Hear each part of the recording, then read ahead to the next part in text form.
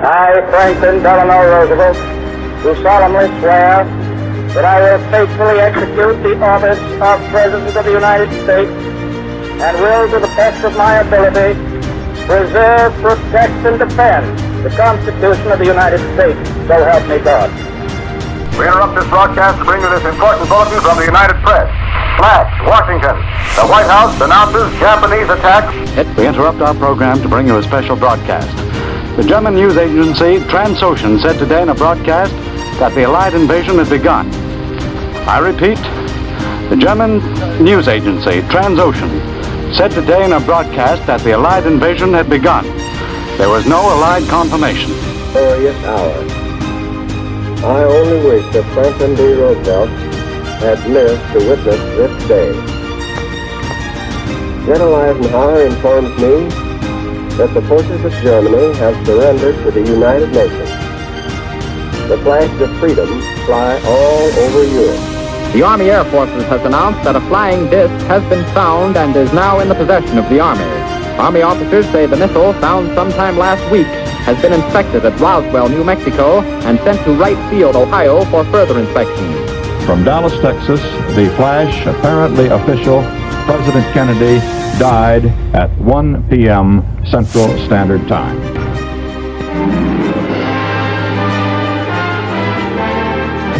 Congress passes the most sweeping civil rights bill ever to be written into the law, and thus reaffirms the conception of equality for all men that began with Lincoln and the Civil War 100 years ago.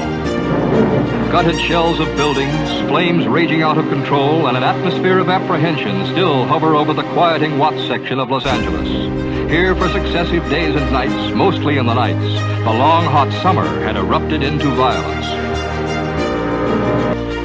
The Mandelbaum Gate between Israeli and Arab Jerusalem. It became an arbitrary barrier when Israel forced the world to acknowledge her existence nearly 20 years ago. But now, a triumphant Israeli army had smashed the barrier. It may be small, but it's mighty significant, because apart from Rhodesia, Swaziland is the last British territory in Africa to obtain independence. To tonight's headlines, Israel, mourning its dead and angered at the killers, prepares to hold a state funeral tomorrow for the 11 Olympic team members slain in West Germany. The Olympic Games are resumed after memorial services attended by 80,000 persons are held in Munich.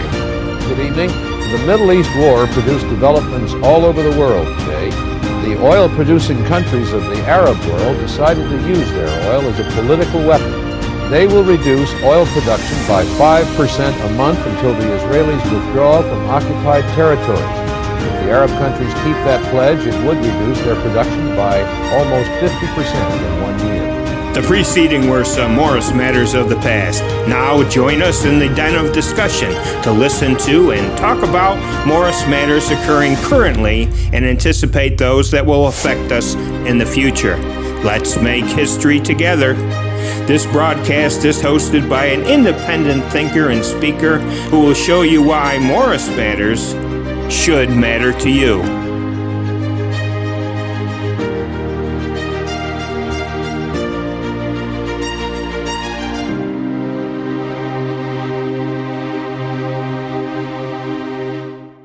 First person we're going to talk to about Reimagine St. Luke's and frankly what to do now that the St. Luke's Hospital is closed.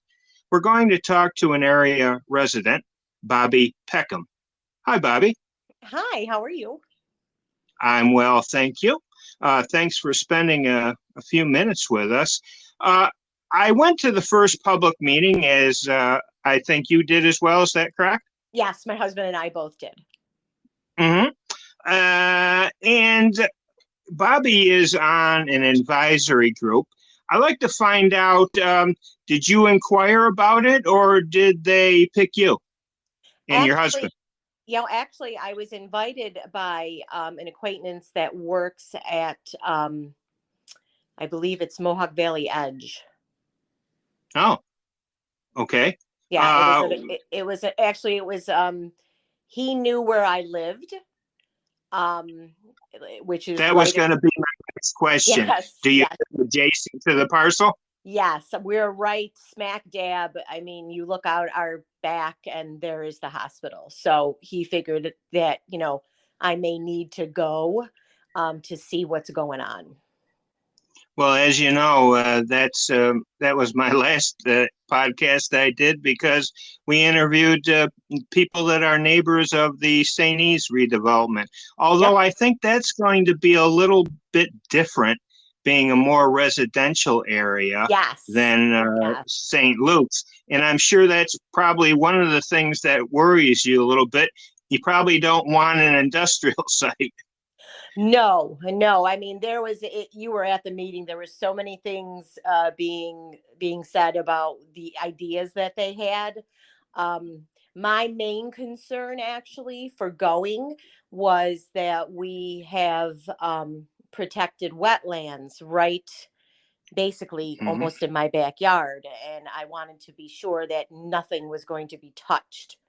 That was my big thing, because we have the most wonderful species of birds and different wildlife that I didn't want them to try to encroach on their territory.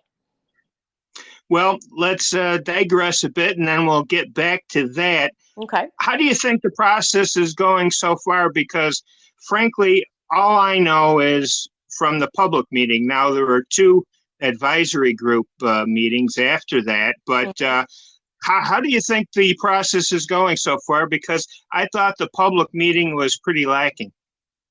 I was actually pleased at the first meeting that I attended. I thought that they had a lot of great ideas. But it's in its infancy. So I think we're going to need, everybody that's going to be affected by this needs to have their voices heard. But I mean, it was the first meeting. You got to work the kinks out. You got to get a lot of public support. You got to ask people what they think, because you can't wait until it's done for people to say, hey, I don't like this. Well, what did you specifically see in here that you sort of liked, or was it just the process that you heard a lot of different ideas? I mean, I was thrilled that the superintendent of New York Mills went. I mean, we had a lot of community leaders that went, and everybody, made all these, they were just trying to spitball, just trying to see what they thought that we needed. And there was a lot of ideas that I did like, the fact that, it could be something that the college could use, because there was talks of open air restaurants, and there was a talk from the House of Good Shepherd for like trails to hike. So that kind of information, that was good to us. We'd rather see, obviously we don't want to see this eyesore every day. I mean, we loved having to be honest, we loved having the hospital as our neighbor. Right. So really, what I'm gathering from you so far is you'd like to see a low intensity development of that property. Because you're talking about trails and, maybe I would. In addition, I mean, that's a big site. I mean, there's so many things that they can do. It needs to be family friendly, number one. If you want to have a bar or whatever, I mean, like I said, I'm right here. So I would rather have it be something where families can go to. The hiking trail sounds great. I don't know about you, but my bar days are over. Yeah, mine too. But you got to have something for everybody, I guess. Yeah. And I like the idea that college can somehow utilize it for their students, because they were joking about they can't even go get coffee at Dunkin' because you're afraid you're going to get killed by traffic. Well, did you go to both of the advisory meetings? I went to the first advisory meeting. I did not go to the one at New York Mills. Well, I'm wondering, what is your understanding? Because I'm still not clear other than there's like a nursing facility on that Yes, that acreage, will be staying what? there. Yes. Yeah, what else is going to be staying? Is the hospital itself going to be totally torn down? And what about the cogeneration facility? Um, from my understanding, there still is that, I don't know what they call it, but there still is doctor's offices there. Oh, right. I didn't think that was going anywhere, but I'm not sure. I don't even know if they made a decision on that yet. I mean, we do know for sure that we were told that the the rehab nursing home is still going to be there. But I don't know. Yeah, we know. What about the cogen facility? Oh, I don't know anything about that. Because, well, you don't know, but I did a talk show for 4 years on local public radio, and well, one of the things we did is we even toured that facility, because that cogen facility on St. Luke's campus also supplies some energy to Utica College, now Utica University. So I haven't heard anything about that as to how they're going to handle that at all. As a matter of fact, I was a little surprised that I understand that St. Luke's is a 1950-ish type building. Right. But, if you look on the campus of Utica College, those dorms they have are like 60s. And so I'm wondering, I was kind of surprised why Utica College didn't want to sort of incorporate some of that campus and some of the facilities into their facilities. Were you surprised at that? That was, my husband actually brought that up. We were surprised. But then this could all change. The first meeting was just throwing out things, and we would love that. I mean, we would love anything that's not going to be an eyesore. We need some kind of plan that everybody can agree on, but of course you're not going to have everybody agree. But who wants to see something? Like I said, I wasn't for the new hospital. It's not like my. Oh, really? Did you want to see it at St. Luke's? I had surgery right before they closed at St. Luke's, and it was a wonderful experience. I can't say enough about it, to be quite honest. So we were sad. We were sad that they were going, but now we have that monstrosity downtown. Well, yeah, I guess I'm not going to make a comment on that. That's been tossed around. It's there now, and we all have to deal with it. Oh yeah, I mean, obviously we all have to deal with it. I'm glad, quite frankly, that we do have new facilities. I just think that people are not quite happy as to where those new facilities are. But let me ask you further, are there any things that you'd like to see or be against? For example, I mentioned Utica College using it for housing or something, but how would you like to see a housing development there? Would you be opposed to that? What kind of housing development? Right. That's the key question that St. Elizabeth's neighbors are facing. Of course. I mean, am I mistaken that we do have a lot of low income housing in Utica?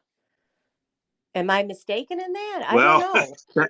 Well, we think we have enough of it in South Utica, but some people have other ideas. And the problem is that once you take government funds, then there are certain strings attached in that the government says you shall have these kind of apartments or townhouses or whatever to this group of people. So your hands are sort of tied in many respects.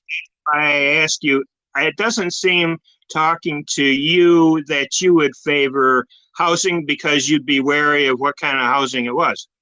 Of course, since we are right. I mean, we're, like I said, we are right there. We are right there. The road that goes for the emergency the emergency vehicles that used to obviously come through, we are right across from that. So yeah, I would Oh. like to know if that was what was going to go. At the first meeting, I thought that they said that that wasn't going to be. Now, if that's changed, like I said, things change. That's going to affect a lot of my neighbors, and I feel for South Utica because they're right there. So Yeah, and in our first meeting, we're scheduled to have a second public meeting as well. And the first meeting didn't go well because the neighbors got the impression that it was wasted breath. In other words, it was totally different than what they had in mind. So they formed this steering committee, just like you're on the advisory group, and they sort of got an earful. And I got to hand it to whoever put that steering group together, because there's quite a diverse group. And so we'll see if, this is the question I wanted to ask you too. And I asked members of that steering committee, what do you think the function of your group is, and how much clout or how much advice do you think they're seriously going to consider from you, or do you think they're just going to do what they're going to do? You know, I didn't have that impression the first meeting. I felt very welcomed. They had a lot of great ideas. It was the first meeting, so you really can't judge them on that. They're trying to get their ducks in a row as well. There's going to be more meetings, which we do plan on attending, because like I said, we're right here. But no, I didn't get I left with a very good impression, I have to say. Oh, good. That's good. You're encouraged. Yeah. We should say that the next public meeting for St. Luke's, or Reimagine St. Luke's, is April 30th in New York Middle School at 7 p.m., the same place as they had the first meeting. Right. Is there any thing that you can point to, either you or your husband thought of, that said, yeah, I'd like to see this specific thing in this parcel, or considered? Is there any one or two things that you have sort of a wish list? I mean, a walking trail would be lovely. I mean, that's a lovely idea. If there's so much land there, why not? A restaurant, that would be lovely. What else did they batter around? Stores. Like stores. I mean, they had a lot of good ideas. You just want something there, you know? You really just don't want to have an eyesore. Yeah, we would love walking trails. We would love something family friendly where kids can go and enjoy the day, shops. I mean, I think that would be a win-win for everybody. All right, well, that sounds good. I appreciate getting your thoughts. It'll be interesting as we progress and get more opinions, and know what your fellow residents and group members are saying. So thank you. I very much appreciate your time. We've been talking with Bobby Peckham, and I hear her husband in the background. Yes, that's my husband, Chris. So we were talking to him as well. So we appreciate your public service in this, and hope to talk to you soon. All right, wonderful. Thank you so much.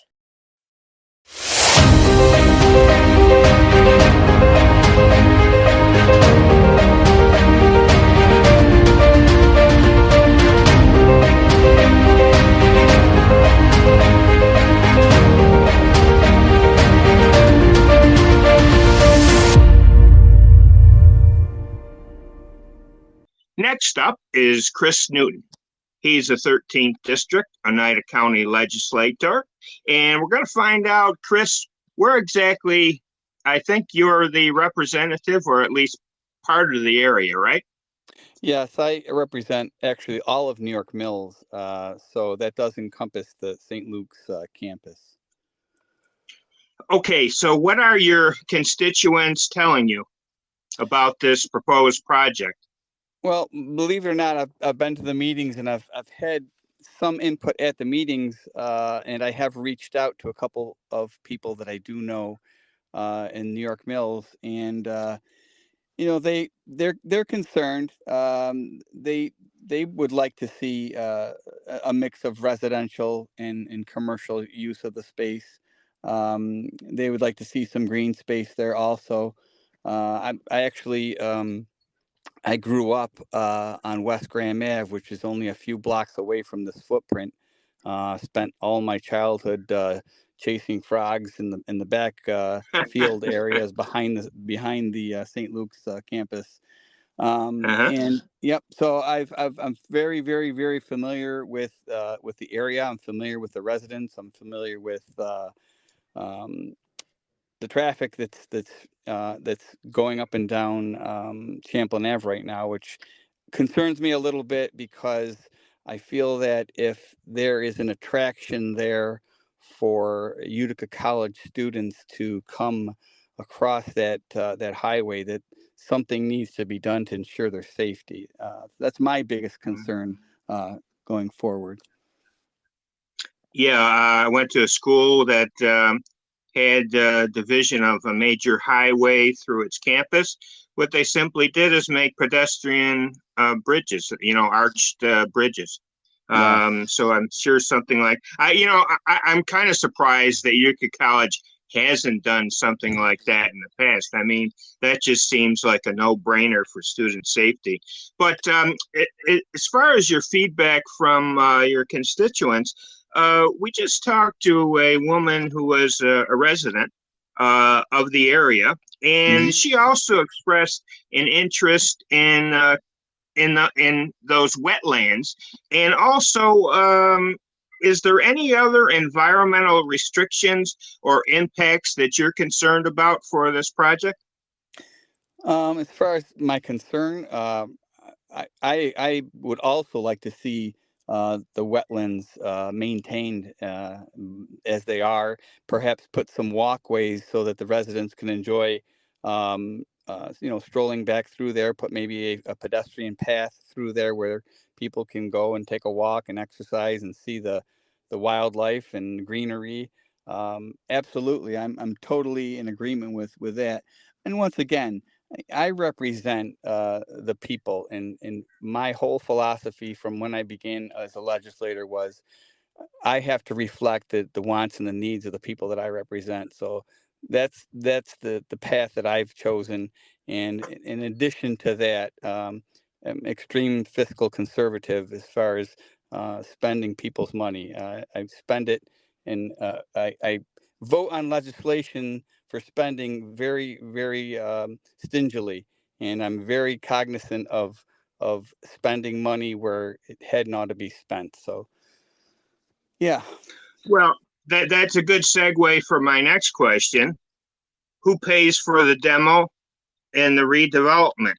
And what is your understanding of what buildings will stay? And I'm specifically interested in that cogen facility. Yeah, I from going to the meetings and talking to the people that are involved in the actual development or the plan for development. From my understanding, is the nursing home stays put, and I'm pretty sure that it's just basically the hospital itself and the surrounding maintenance type buildings, the power plant. I don't know. I think they're still doing some research as to what effect the power plant is going to have on the buildings that remain. I'm not privy to whether or not the power plant is supplying anything to the buildings other than the St. Luke's Hospital itself. Well, let me interrupt you there because I happen to know that that cogen facility supplies at least some energy for Utica College. Okay, so that, like I said, I know that they're doing doing another part to the study, to the reimagining study. They're doing a study as to the infrastructure of the facilities and what is involved in either maintaining certain infrastructure or redesigning it to fit what they're going to, or what they plan on accomplishing eventually. What about that professional building? Is that staying or going? Which the doctor's professional building? That I am not sure. I don't know the answer to that question, so I'm not gonna guess. But I don't know. Okay, get back then. What's your understanding of, as a 13th District Oneida County legislator, what's your understanding of what will the function of the county be, the responsibilities of the county, both legislatively and also financially? That's a great question. Probably once a final design is brought up, the next step obviously was going to be in the financing. I would hope that we would get some help from not only the state legislature, but also the federal legislature. I would hope that we could probably work to get some funding, through Chuck Schumer, through Kristen Gillibrand, and then also with our state representatives, Joe Griffo, Marion Buttonshawn, to help do. I'm sure that the town is also going to provide some funding. The county will probably provide funding at some level, but I'm not sure because that has not even been discussed in chambers yet. I haven't seen any proposals from anyone up to this point. It's great to talk about, all the beautiful things that we'd like to do there, but the funding is always the question. How do we get the funding to move forward on something of this magnitude? It's a big project. Well, it's quite correct, because funding is paramount, because, as you say, you're a fiscal conservative. And the thing that St. E's, the people surrounding St. E's are coming up against is, well, when you get government funds, there are strings attached. Mm. And for example, that's unfortunately the case. You obviously see homes like surround the area, or at least a certain type of home. In other words, not Section 8. They made it clear that they don't want to see low-income housing. But the problem is, if you get government money for a project and the developer wants to, for example, keep part of that building instead of destroying it all for the historic tax credits to get funding that way, you're sort of, your hands are tied.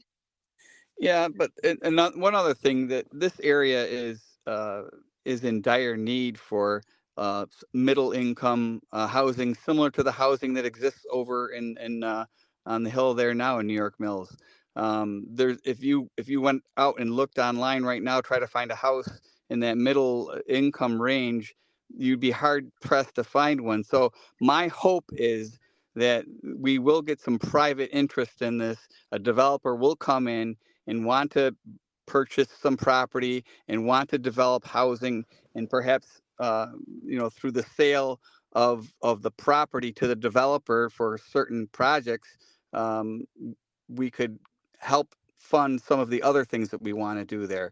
I'm confident that we can find a private developer that will want to build homes in there, and possibly some condominium type townhouses. Not low income, but middle class workers, like is the makeup of the whole area currently. Well, are you saying market rate? Because I think that's going to be a tough sell. Well, like again, there's a need and a demand for housing in that middle income range right now. Mm-hmm.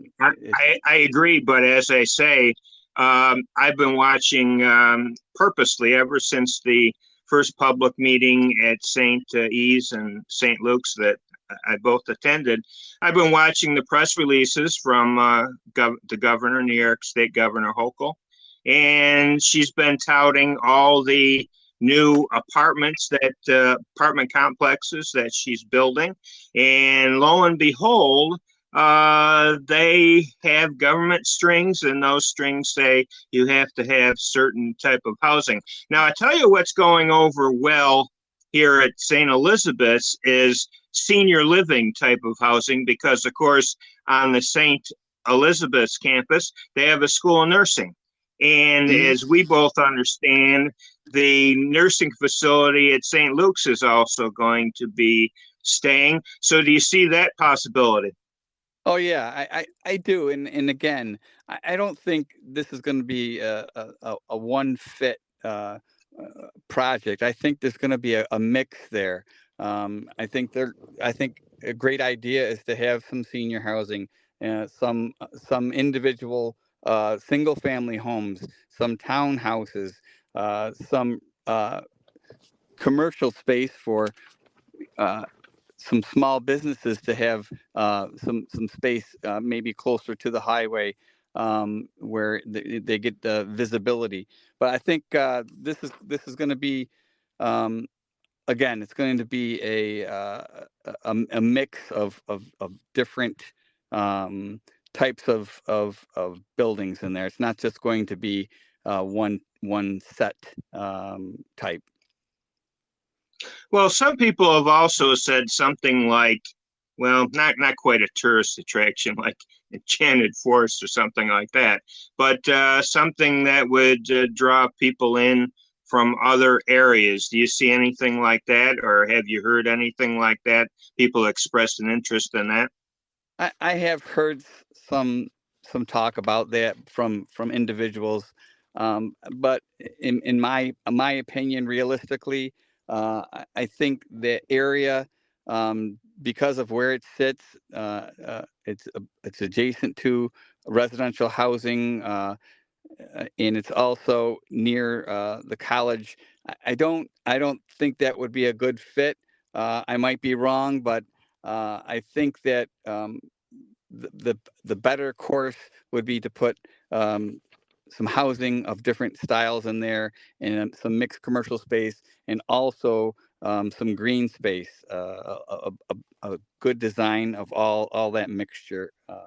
That's my opinion, and that's what I'm also hearing from some of the residents that I've talked to. Yeah, well, that's the same feedback I'm getting from the residents, that they're very concerned about the wetlands, and they would like to keep that green space and maybe nature walks, or something family friendly. What type of? Give me an idea. Are you thinking something on the commercial scale that the college students can use, or what are you thinking? You thinking strip malls? What? Absolutely not. I just don't think that fits there. We've got enough of that already. I think small specialty boutiques, some small coffee shop restaurants, small scale, nothing on the commercial side, like a consumer square or anything like that. I just don't think it fits the space at all. And in an already congested area, I think it would really be something that would be a detriment to the area. Okay, well, I'm going to ask you the last question and a wrap up. Sure. Basically, how do you think the process is going so far? Because we have the second meeting scheduled for April 30th, also at New York Mills School at 7 p.m. And by the way, if people go to morrismatters.com, they'll see in the video section that I did a video recording of the first meeting. So if you're thinking, oh, well, I missed out on what's going on so far, you can see that and hear that and get up to speed. But what is your impression of how we're doing so far? In other words, are we going too fast? Are we going too slow? Are we not taking everybody's information and input into our thoughts, or what do you think? Well, I think we're going at a good pace. I think it's something that we need to address immediately, but we don't need to rush into something and end up with something that nobody is happy with. So it's great that we're having these public meetings. listening to the input of the residents, listening to the input of the officials that are supporting the project. I think it's great, and I do think though that we need to move as fast as we can. Once again, the funding. I mean, to demolish a building as big as that is I can't even imagine the cost involved. I'm hoping that we can get some federal and state funding without strings attached, at least on the demolition side. It's always good to have a clean canvas to work from, and once that building is down, I think it'll give people a better idea of how vast that space is. It's a relatively large piece of property, and a lot of people don't realize the green space in the back and the wetlands in the back even exists. Because if you haven't been back there and you're not from the area, you don't know it's there. It could be done very nicely, and it would benefit not only the people that are be moving into the space, but the people that already live adjacent to this property also would add a little bit more to the college experience as well. So I think we're going at the right speed. We'll see how the meeting goes on the 30th, and go from there. Well, do you think that we're going to have this move along such that we'll have a RFP, a developer will get involved, and then they will have a public meeting regarding the exact plan that they want to do? Do you think that'll happen in 2024, or do you think it'll be next year? I think knowing the way the government works, having been involved for a while, most likely it will be next year. But I think that the process has to continue to move along from where we are now to that point. And I think that anybody that has anything at all and any stake in this and anything to say should absolutely attend these meetings and at least listen to what is going on. It's always good to hear from the constituents out there that are going to be affected the most. I mean, that building's been there a lot. I was born in that building. I've lived here my whole life. And it's been there. It's been a staple of the community. I think what we possibly could end up with will be even a better for the area. It's going to be. I have really high hopes from the drawings that I saw the other night of the different possibilities of what we could do with that space. It's exciting to me, and I think it should be exciting to anybody that lives in the area. Well, on that encouraging note, we'll end our conversation with Chris Newton. He's the 13th District Oneida County legislator. Chris, thanks very much. I'm sure we'll talk again. Thanks for having me. I appreciate it. Thank you. Have a great day. You too. Bye. Bye-bye.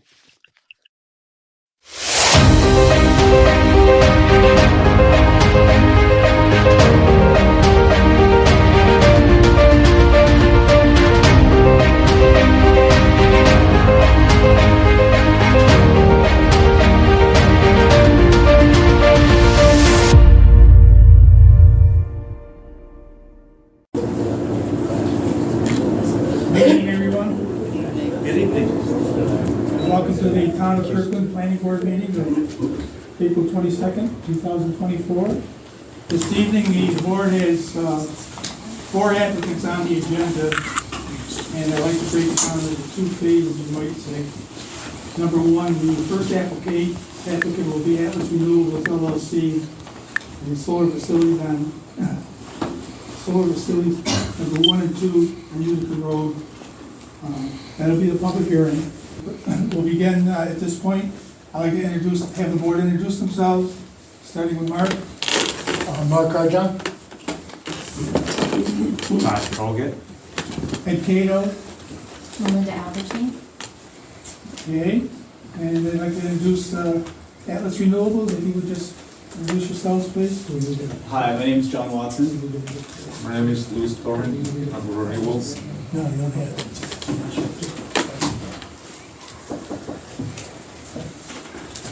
At this point, I'd like to introduce the Town of Kirkland Legal Counsel, Mr. Tony Halleck. Tony? Evening. Nice to see another large turnout. The last meeting went close to 3 hours with many people speaking. The overwhelming majority of those speakers were opposed to the project. At the conclusion of that meeting, Chairman Cato asked that comments be submitted and received by the board, many of which have been received, both for and against. We received voluminous materials in opposition covering topics from stormwater management to aesthetics to wildlife and so on. We are collecting a considerable amount of data. However, for this evening, the lineup of events is going to be where we'll allow the developer to speak again and address some points. I am then going to ask, for expediency I believe, that anybody who wants to speak in favor of the project be allowed to speak first. Following that, because I see familiar faces in this room from the last transcript, I am going to request that only those who have not spoken speak, particularly giving priority to residents of the town of Kirkland in this matter. As the last meeting, you will be limited to 3 minutes. They'll be kept on a timer. At the conclusion of the 30 minutes that we're going to allow for this public hearing, we are going to close it, and then we will move on. There will not be a vote tonight. If anybody's sticking around for that, we only have 3 of our board members here this evening. So please keep that in mind. With that, gentlemen, thank you. I'm going to hand you this. This is any plants that can't be Good evening, possibly that ladies and have gentlemen. mild radius. We would like to address especially 2 of the topics that in the last public hearing were apparently most of the concerns of the residents. And I have to say that not with bad intention, I'm sure, but because of wrong information or because of lack of all the information, these concerns were the majority of this audience. We want to start with one of the topics, which is cutting the trees, deforesting, and also what is the impact of deforestation with flooding, which is the second topic that we want to address. We want to make some statements that, first, for those who state that this property has been forever as in the current status, as a forest, they are wrong. They are wrong. And we will show you with satellite pictures.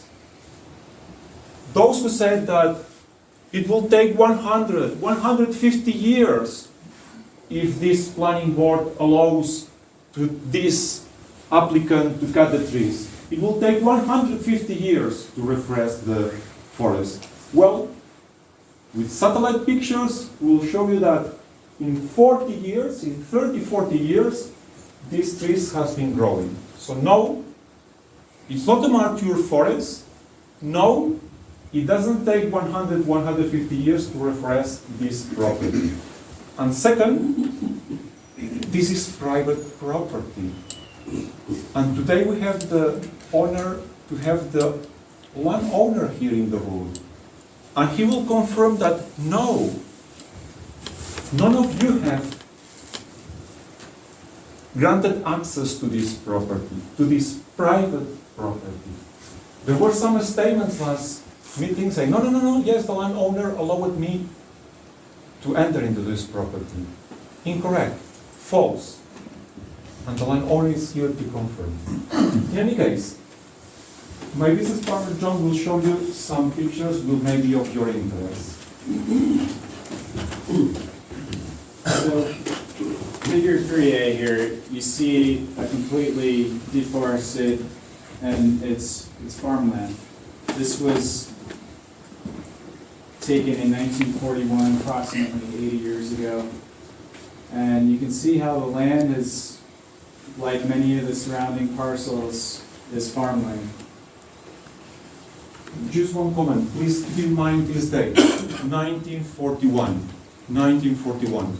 This is the date that it's the oldest picture, satellite picture that we found. Please keep this in mind because then we'll see a report on flooding, and you can link this date, you can link trees or no trees with flooding or no flooding.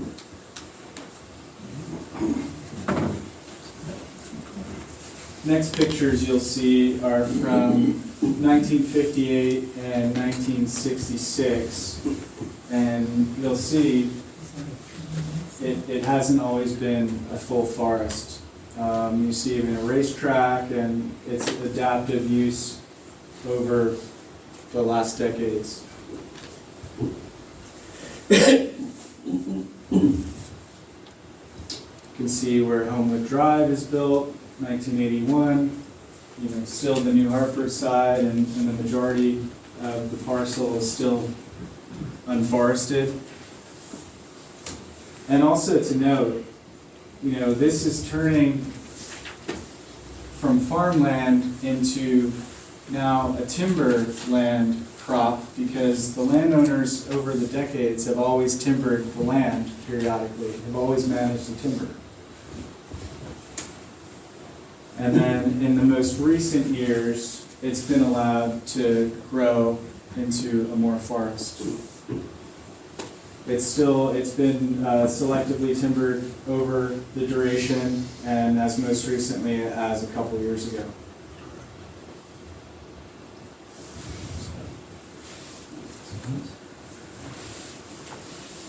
Back to these critical years.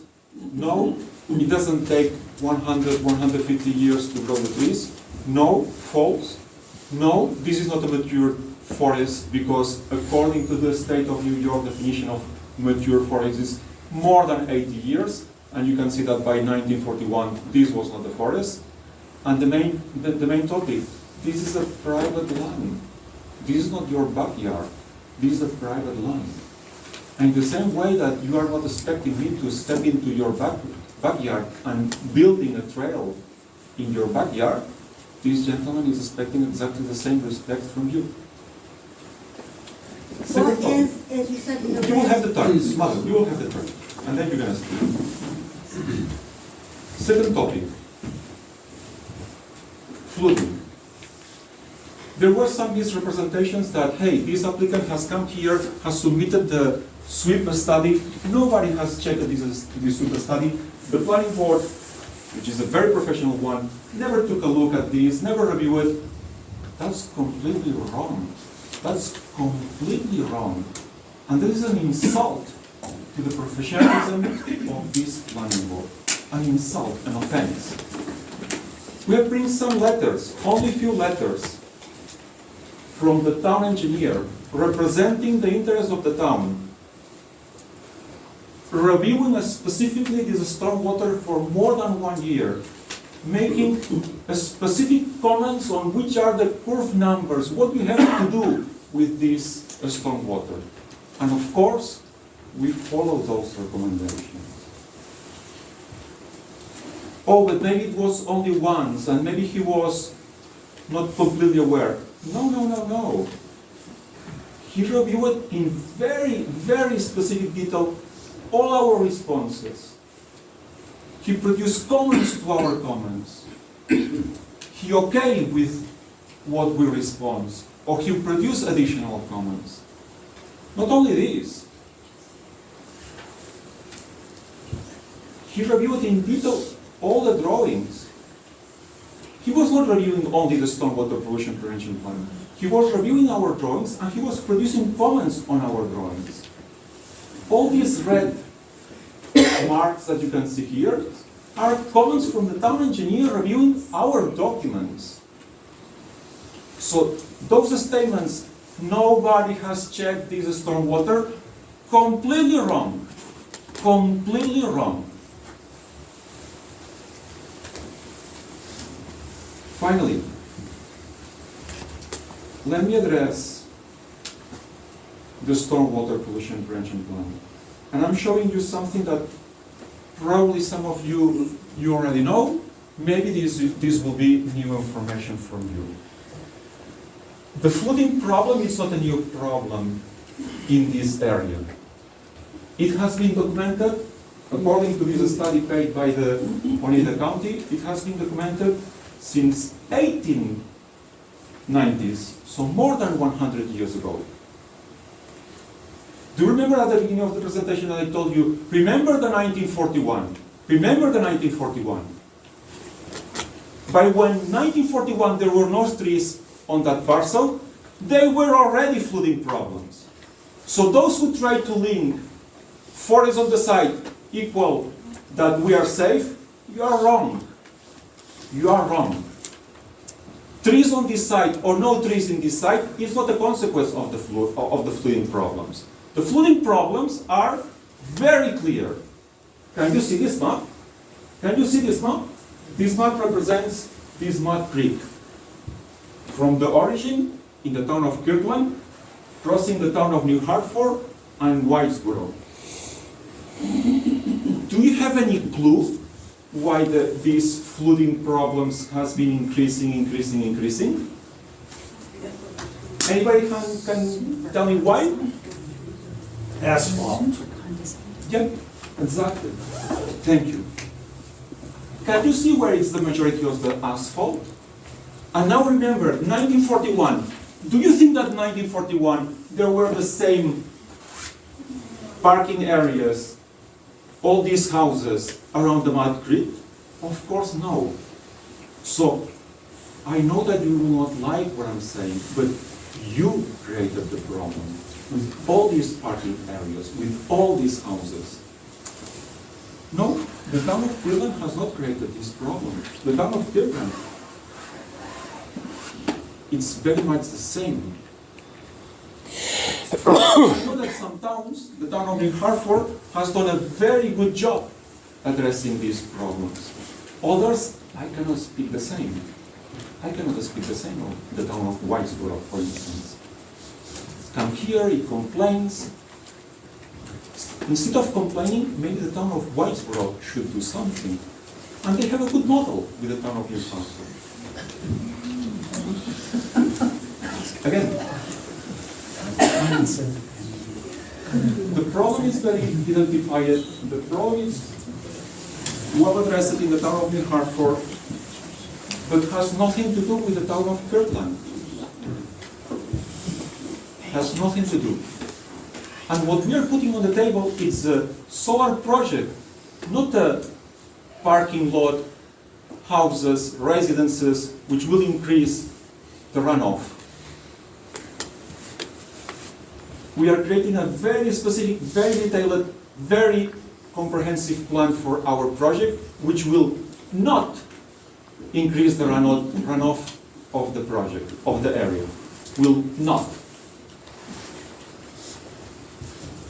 I don't know, maybe the residents of the town of Kirtland, New Hartford, and Whitesboro, which are complaining about this project, maybe they would prefer that the landowner install a parking area, public parking area. That would increase the runoff. That will create problems for you.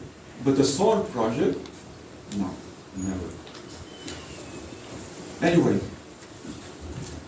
I want to address one final topic, which I think is critical and it's important. 2 weeks ago, April 8th to April 10th, there was in New York, in Albany, the New York Energy Summit. And in that meeting, I attended. Those who makes the rules in the state of New York, those who decides the policies in the state of New York, were there. The CEO of the NYSO, Ores, NYSERDA, New York Sun, Con Edison, National Grid, were there. Those who decide how the state of New York will move in which direction, were there. And there were different messages. One message is that these targets for 2030, these targets, renewable energy targets for 2040, the state of New York remains exactly committed as they were 2 2 years, 3 years, 5 years ago. Actually, they will do whatever it takes. They will do whatever it takes to make it happen. That's good news. That's good news. But there are some bad news. There are some bad news. The bad news is that we need, as the state of New York, I'm not talking about Clinton, I'm not talking about New Hartford, I'm talking about the state of New York. The state of New York, we need 20 gigawatt of new generation by 2030 if we need to meet these targets. Any of you have a perception of what represents 20 gigawatt? I will give you a clue. On average, a nuclear power station is 1 gigawatt. On average. There are larger, there are smaller. So we need, in 6 years, the equivalent of 20 nuclear power stations. Has any of you any idea of how long we need it? And it is not my words. This is the New York Energy Summit words. Any of you has any idea of how long it takes to build one nuclear station with permitting? Go ahead. I do. I worked at the Watts Bar nuclear plant in construction of it. It takes, nowadays, they could get it done in about 10 to 15 years. Back in the day, it was 20 years or more, but it is a very long time, and we are in a power generation crisis in this country. I'm an IBEW member, so I've worked around electricity and generation plants my whole life. Thank you. I can confirm that your statements are correct. From 10 to 20 years, depending on many things. This is 2024. By 2030, 6 years, not 15, not 20. In 6 years, we need the equivalent of 20 nuclear power stations. Impossible. Impossible. Impossible. The only solution is renewable energies. And this is what the state of New York has bet on, and this is what the state of New York will do whatever it takes to make it happen. Starting for this project, starting for projects like this.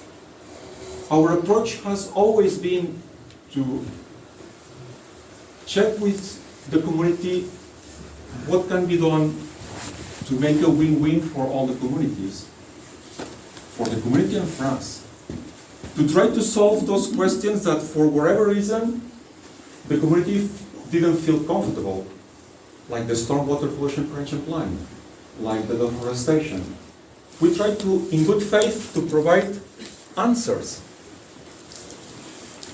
It's our position to try to get a project where the community feels represented and comfortable. But make no mistake, this project will happen. This project will happen with the local approvals or with the state level approvals.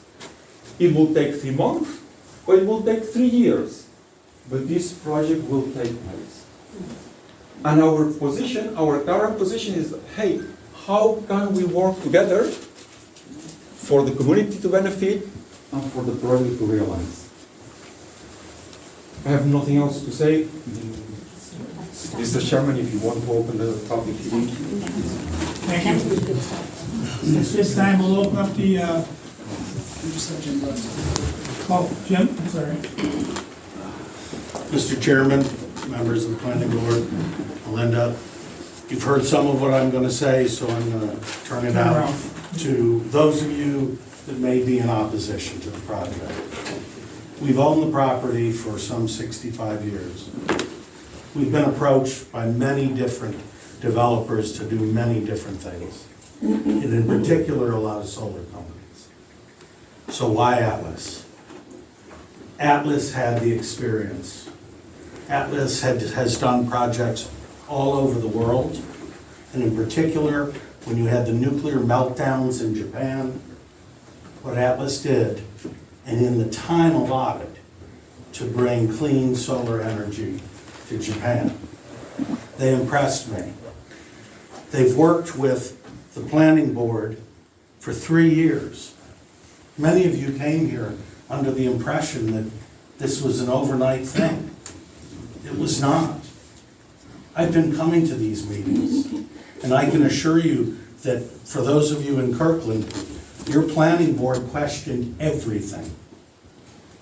Everything. No, I'd like to keep it with the planning board. And I think Atlas would too. But as many of you know, Rapid was just put in the budget and approved. It is law. And Rapid is the acronym basically for speeding these up. And when they get hung up locally, the state will take them over. I don't want that to happen. And I'll tell you why. This is a legacy of my family. And I want to know it was done right. I want to know that they're the legal hiking trails that they're going to put in. We have long-range plans to do connectivity all the way to the New Hartford Town Park. We have plans to expand the New Hartford Town Park by as many as 65 or more acres. But connectivity between Kirkland and New Hartford would be wonderful. But you know, there are no guarantees if some bureaucrat in Albany takes the project over because there were some people that didn't fully understand how hard a lot of people worked to get to this point, to get to the seeker point.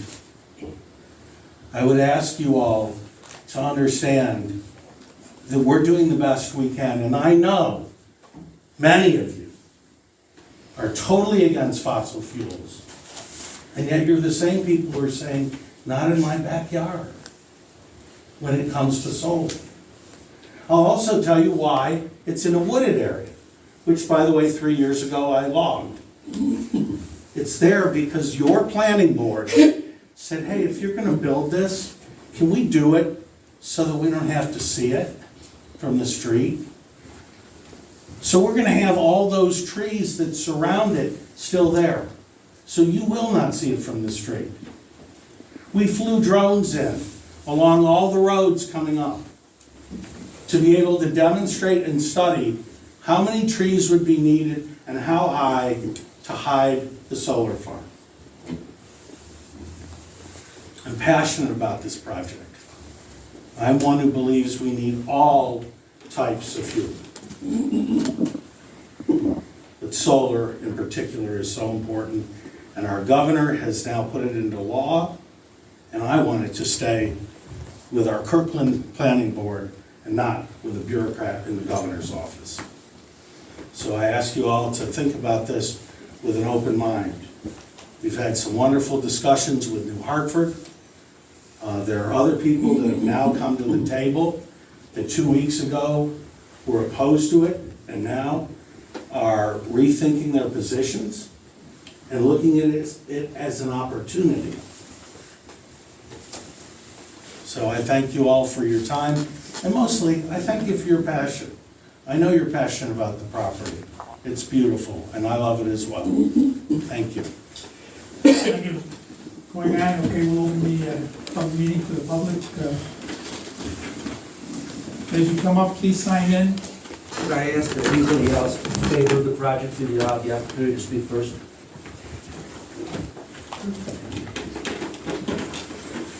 Your name, sir? I'm not in favor, so if there's somebody in favor that is supposed to speak I just first. wanted to give everybody an opportunity because it's been overwhelmingly against. I presume that's going to be the case again this evening, but I wanted to give anybody an opportunity in favor to speak first, or feel free not to. Gentlemen in the back. I'd like to speak on behalf of New Hartford. I'm the town supervisor in town of Hartford. Are you going to be speaking in favor of the project, or? I just want to bring up some facts, and you guys can take it from. Well, It's nothing negative. I respect that. I'm going to let the gentleman who's got the podium. Okay. All right. First. Thank you, Ann. Hi. Happy Earth Day. Good day to save the forest. My name is Chip Bassett. I'm now the president of Kirkland Trail. I was gone last month, so I appreciate this opportunity to speak to you. You know, I heard a lot of inconsistencies, in fact, from what, is it Louis Touhan? I'm sorry. Back in 1941, that area below the hill was full of other wetlands. Sagertown Mall wasn't there, and there was a lot of other areas that were wetlands. Yeah, there was flooding, and there wasn't the development there is now. And yeah, asphalt's a problem.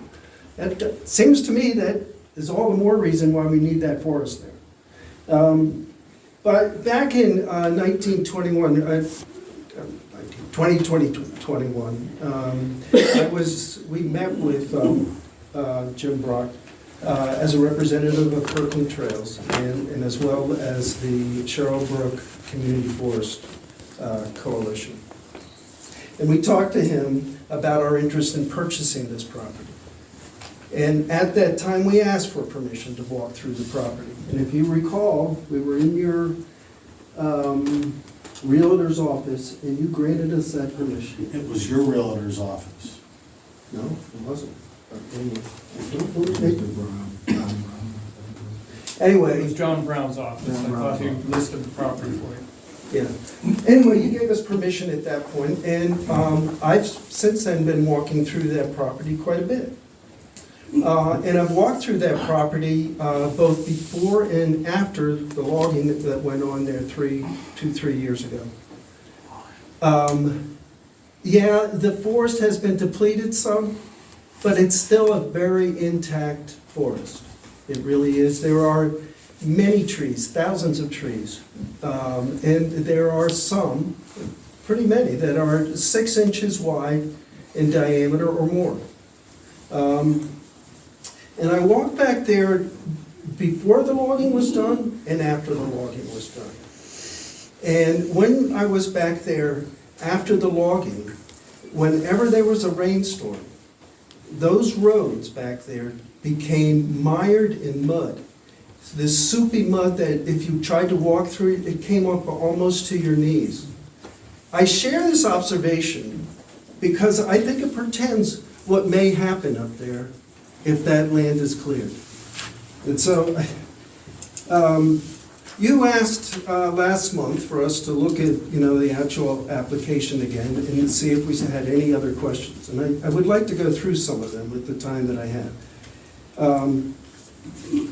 Because what we have up in that forest is a sponge. That's the 3 minutes? Could you please give me just a little time to go through? Is that something you can submit in writing and we can receive it into the record? It probably, yes, it could be, but there's so many. 3 minutes. Can I ask the gentleman, the supervisor in the back? We want to try to keep everybody's time on schedule. Are we trying to stifle? You can have my 3 minutes. That's what it sounds like. Well, we're not deciding my 3 tonight. minutes too. Well, Athens took 20 minutes. How fair was that? If I could just go through a few points that are directly in the application that we have questions about. May I do that, please? It'll just take me another minute or two. Go ahead. Thank you, appreciate it.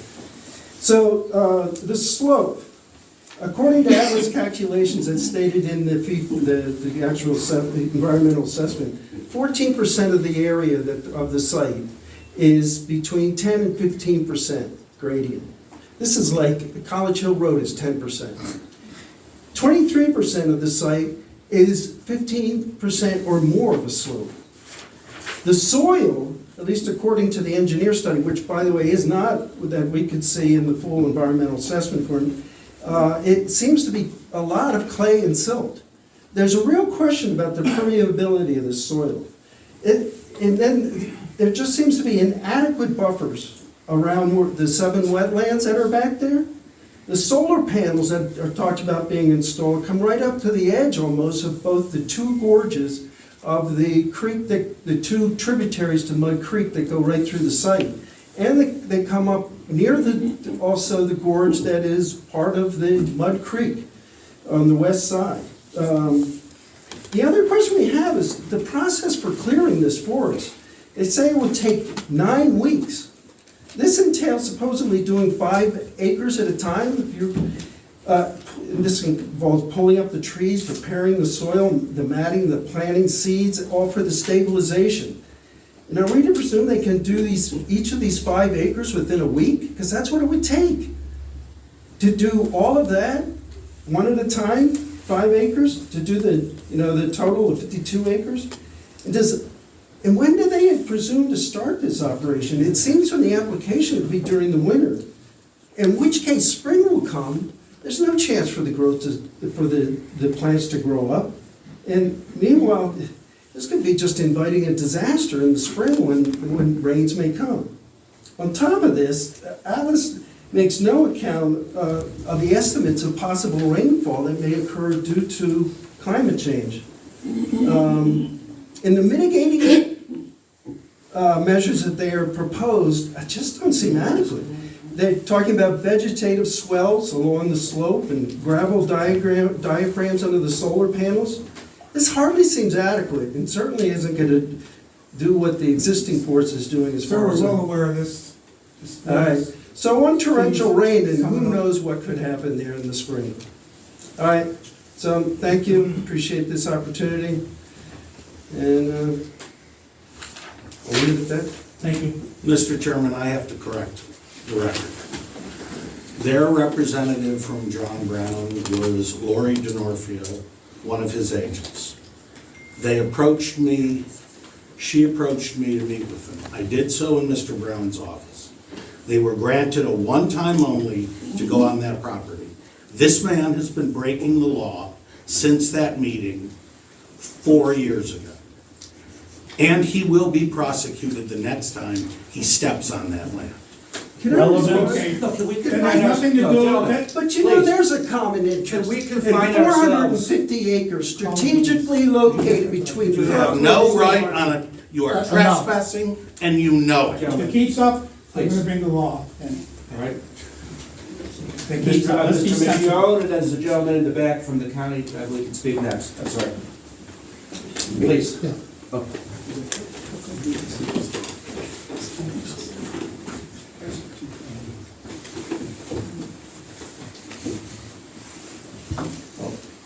I want to thank everyone for the planning board giving me an opportunity to speak tonight. I just want to say I reviewed all the documents that I've received. I want to thank you again for the due diligence that you've done going through all the information. I know, just quick, I had a small project years ago before I was supervisor in this town, and I know Melinda was very thorough and she did an excellent job, again, going through everything. So I know you guys are doing a great job.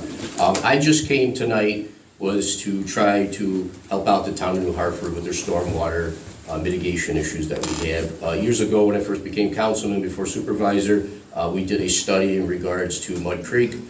We have accomplished every part in that study except for the part in the town of Kirkland.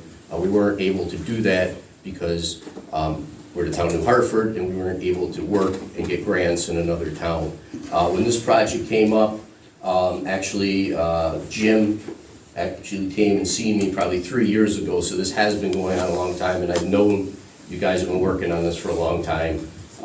Jim was actually interested in doing some conservation easements with myself, with the town of New Hartford, and trying to do some projects with his land. He wanted to kind of add to our parks, and he wanted to help us with our storm mitigation. I met again with, I'm sorry.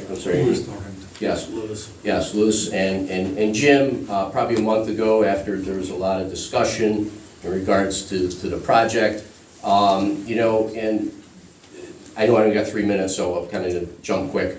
One of the things that I've done in the town of New Hartford is try to embrace the solar movement. The only reason I've done that is not because I'm a big fan of solar, it's because the state is pushing it down everyone's throats, right?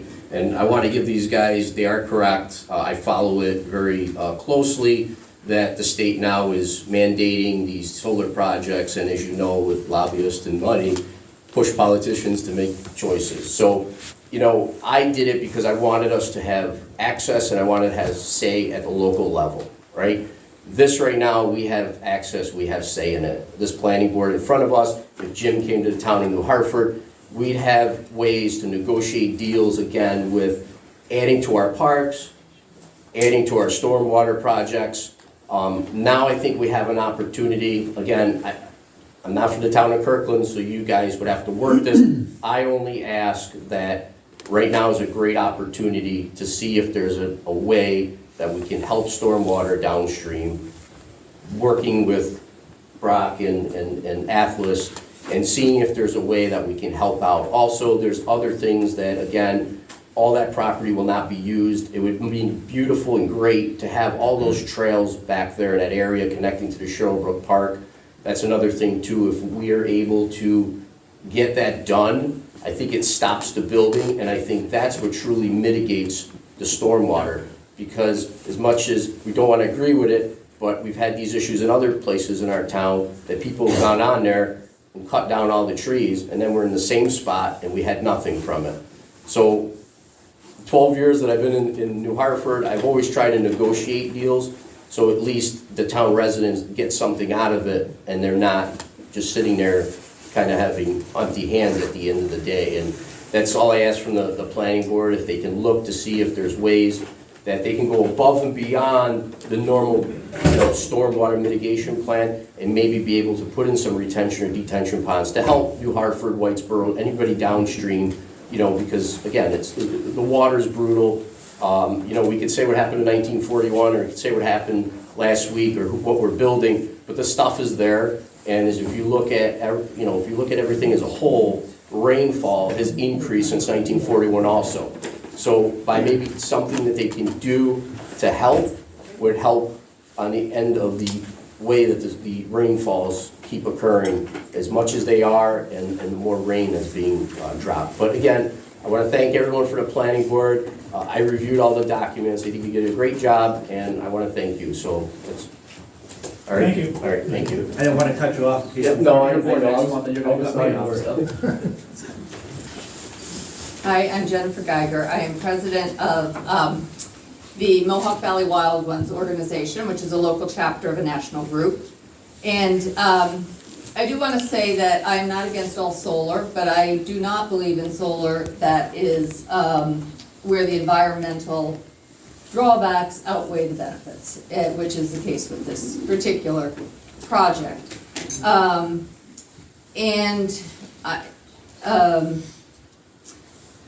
Well, okay. So today is Earth Day. Happy Earth Day, everyone. And there are organizations all over the county who have been planting trees for Earth Day. They probably have not planted as many trees in total as are on this 50-acre property. But in addition, those trees that were planted are meant to mature over the next 50, 70, 80, 100, 150 years. And they're meant to supplement, to go to what the gentleman before me was talking about, the existing forests, not replace them because they can't replace them. The irreversibility of clear-cutting 52 acres of forested land results in the loss of a biodiverse forested ecosystem, and it cannot be replaced. It includes USACE regulated wetlands and New York DEC regulated Mud Creek, along with other tributaries that will be adversely impacted either directly or indirectly. The area to be clear-cut is a forested ecosystem, which includes, as I said, the USACE regulated wetlands, Mud Creek, a New York DEC regulated trout stream, and is the habitat for many identified migratory birds, bald and golden eagles, and 3 threatened and endangered species, including the northern long-eared bat. This is an irreversible action that will destroy natural resources while fragmenting habitat for birds, pollinators, and wildlife. Ecological systems have an intrinsic value, and ecosystem preservation is a moral imperative, especially at this time when we are in both a climate crisis and a related biodiversity crisis. Again, these systems store carbon, these forested systems.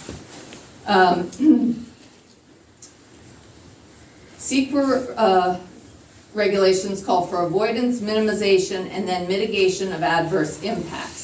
If this proposal is approved, then the town of Kirkland needs to require mitigation from Atlas. At a minimum, due to the irreversible destruction of about 52 acres of forested ecosystem, the mitigation should consist of a 2-to-1 ratio. Since the proposal impacts about 100 acres of forested land, Atlas should be required to acquire 150 to 200 acres of the same forested area as on-site mitigation. A joint permit application needs to be submitted to both New York State DEC and USACE. They will require USFWS coordination to be completed and all requirements satisfied to grant a permit. A New York State Department of Transportation revocable permit is also required to cross New York State DOT state-owned land to gain access and perform routine maintenance. And finally, if an agency has made an improper decision or does not follow Seaport, members of the public may take legal action against the deciding agency under Article 78 of the New York State Civil Practice Laws and Rules. The New York State court system has a long history of ruling in favor of Seaport compliance and may cancel project approvals and require a new environmental review.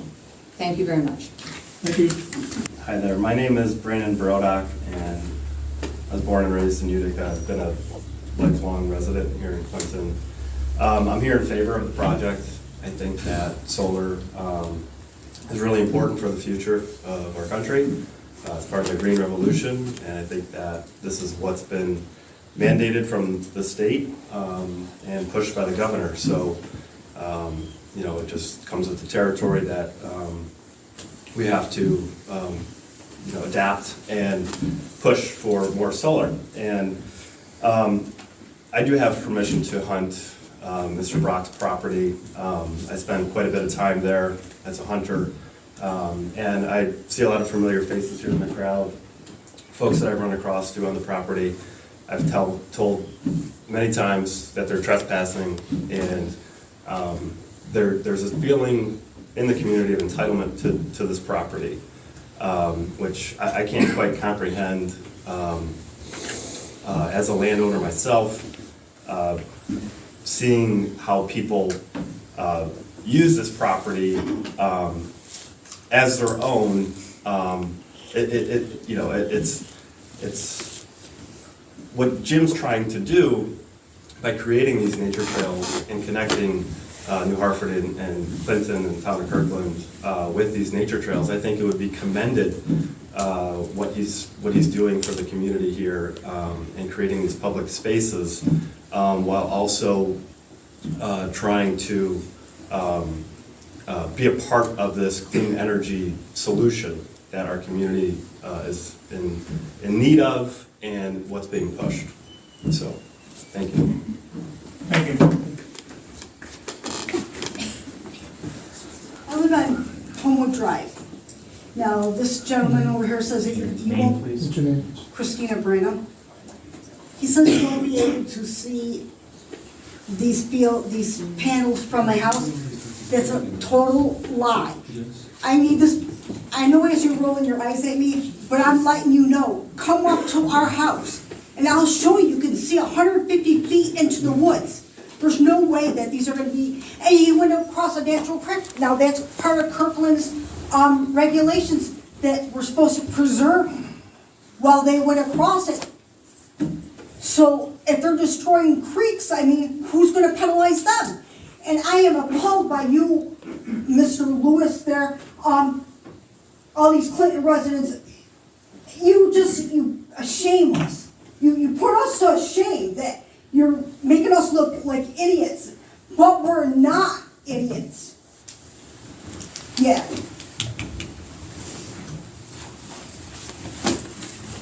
And I'm just letting you know that, and the site that they had up for the Limberlost site, all of a sudden, a week prior to this meeting, it was taken down off the website.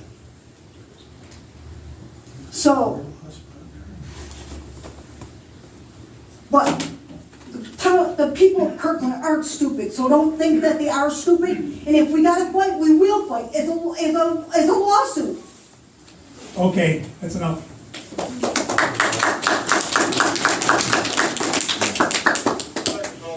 Yes, sir.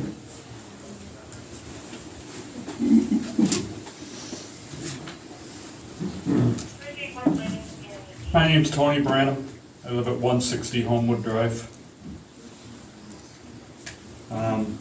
I just want to say I'm against this. Like my wife just spoke. They said that they weren't going to be able to see these from the road. 12B, maybe not. Homewood Drive, if they go 50 feet in my backyard, I'm going to see it. All right? I've been there 24 years. I've never been on this man's property. He can do what he wants with his property. I know that's his right, but I'm sure where he lives right now, he's not gonna have a solar farm in his backyard.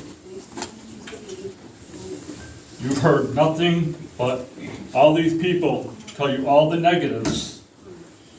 All right, if the state jumps, if you turn this down and the state jumps in and it takes 5 or 6 years, that's 5 or 6 years better than what we have if this is approved. All right? Just last week, I stood at my sliding glass door and took a picture of 5 deer in my backyard. 5 deer. Since I've been there, I've seen deer, turkey, I even seen a snapping turtle in my front yard. All right, this wildlife is going to be gone. All right, there's no way they can stand here and tell me that I'm not going to be able to see it, or anybody on Homewood Drive or Toggletown is not going to be able to see these solar panels from the road.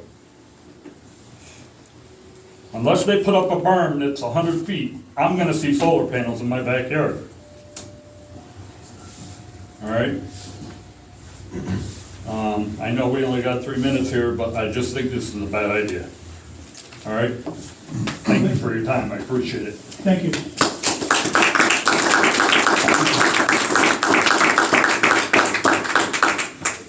Anybody else?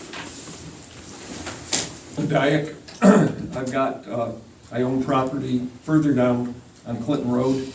I have a very tiny piece of my property that's in the town of Kirkland. I was here at the last public hearing, and I came tonight. I wanted to support the people that are against this project.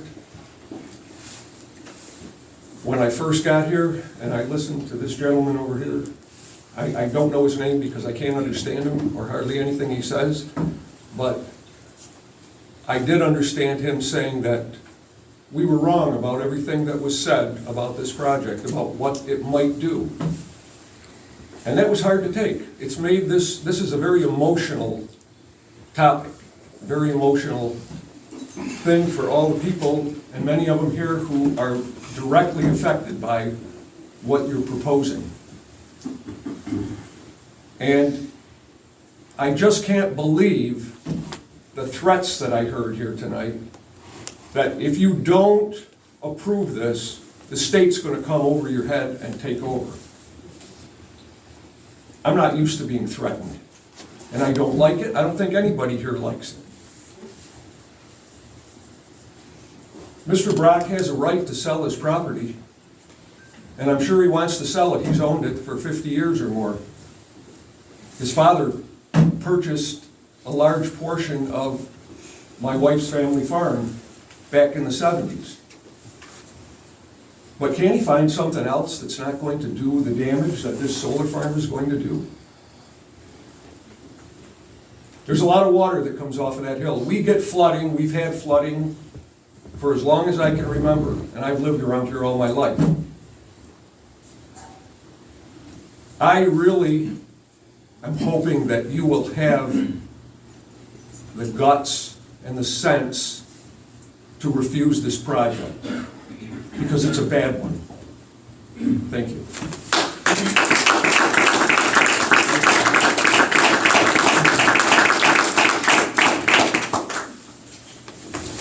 Anyone else?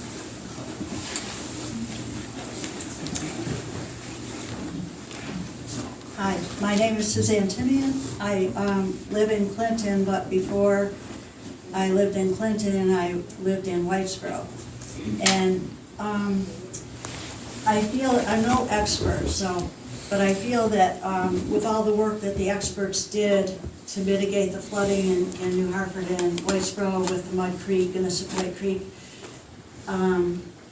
it's just, it doesn't make any sense to take down 52 acres of trees on a slope into the Mud Creek. And it's just gonna undo everything that the experts spent so much time and effort on. Whitesboro now has had such bad flooding that the government's buying out a lot of houses because they've been so damaged. And that makes me very sad because I was in Whitesboro. I graduated from high school in Whitesboro, and I knew people that lived in those houses when I was growing up. So it's kind of a very personal thing to me to see that all the good that's been done is going to be undone. There's plenty of farmland around here, flat farmland, where a solar farm could be built. And honestly, I live next door to a bus garage, so I wouldn't mind having a solar farm in my backyard. So that's all I have to say. Thank you. Thank you.